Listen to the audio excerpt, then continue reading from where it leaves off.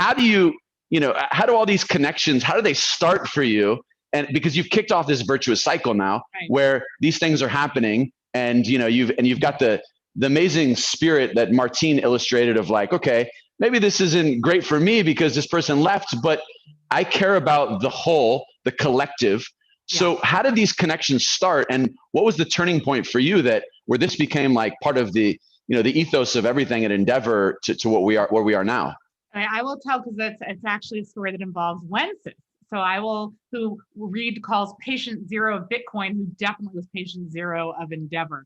But before I do, let me just say one more point, because it's important for your listeners, about the what we call the PayPal mafia effect. And then Reed gets mad at me and says, it's a PayPal network. I was like, own the mafia. He's like, you make it sound like there's no maritime, we have death wishes. I was like, Reed, own the mafia. But what's interesting, back to what I was saying about Latin America and what I've been cautioning in Southeast Asia, is I often use the case of Silicon Valley versus Route 128 in Boston. And when you look back to the 1970s, 80s, they were pretty on par. If anything, Boston with biotech was probably a little further ahead, right? And I think that one of the things people will say made the difference is in San Francisco, when people left, the traitorous eight, right, left Shockley's lab, and they end up founding all of the great, companies in Silicon Valley. And then there's a sense that when you leave Google or Facebook, and you're going to get reinvested. In Boston, that didn't happen. You were cut off at the knees if you left, and Boston has withered as a result. And one of the things we're seeing in a different place, which is the Middle East, the most successful company, Careem, one of the company I just mentioned, MaxApp from Egypt, ex-Careem. So you do sort of see, if you want to jumpstart an ecosystem, the best people are the people who have been trained by one generation of entrepreneurs and go on to populate the next. So I think that's just a really important point. And that's just true if you're in Atlanta or Miami or Detroit as well, these secondary cities. But back to your question. So I always say that stalking is an underrated startup strategy. So I stalked people because I had, no built-in network. I'd lived in Latin America for a few years when I had gone straight through from Harvard College to Yale Law School. I had no interest in practicing law. And now I see all my classmates, in the Senate or one on the Supreme Court. We won't even talk about that. But anyway, but I just had no interest. And I was like, oh, what am I going to do? And law professors took pity on me and sent me down to Latin America. And anyway, I ended up realizing that there was no one starting businesses. And this was the time of Yahoo and Netscape. And when you'd ask people why, they'd say, well, I'm not one of the top 10 families. So no one's going to give me money for my idea.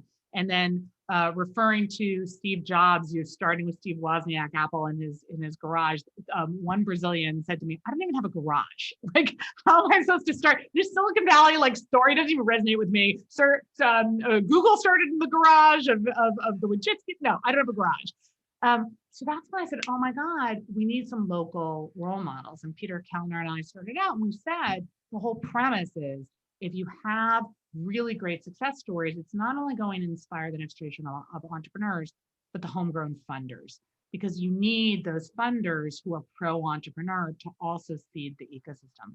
Well, when we started in Argentina, and we'd selected a couple people, the OfficeNet folks, Andy and Santi, but everyone kept talking about this kid, Wences, who's crazy. And by the way, I related because everyone called me Chica Loca, the crazy girl, for even insisting we could find entrepreneurs. But people kept saying, okay, you got to meet this kid, Wences, but you should know he's 24. He created the first internet service provider in Argentina, but then was fired the next day from the job. He then decided to create the E-Trade of Latin America called Patagon.com, and 34 local investors turned him down. So, but good luck, because he seems to, be someone you would connect with. And Wences, of course, when Peter and I introduced ourselves and talked about Endeavor and that we just wanted to support entrepreneurs, at that point, we didn't have the fund. We were just the nonprofit. It was about, this is the way to generate growth and, ecosystem building. He thought we were a cult. Why else would we want to help him? There must be a catch. But he ended up coming through our selection process. We ended up helping him raise his first round of capital. And it was Fred Wilson of Flatiron Ventures, now Union Square Ventures, right? And Susan Siegel of Chase Capital. It was a $4 million investment. We ended up helping him find a COO. And then I always say Wences got the full service endeavor because he married my assistant, Bill. and 18 months later, he sold Patagon to Santander for $750 million. The next day, all 34 of those investors called me up. The reason I tell this story is that a couple things happened from that one example, right? We started getting calls from folks like the 3G guys in Brazil, like the top, Mexican, the former finance minister, Pedro Aspe and Emilio Escarga of Televisa, saying, hey, wait a minute, we're hearing something happening in Argentina. We want some of this entrepreneurial energy in our country. Can we bring it in? So instead of me stalking people, I was finally returning phone calls. It was good. But it's the power of a story. And today, I'll just finish by saying, Wences today donates so many hours of his time. He's now, of course, with the Zappo on his 5th company, I think, and now leading, the Bitcoin revolution.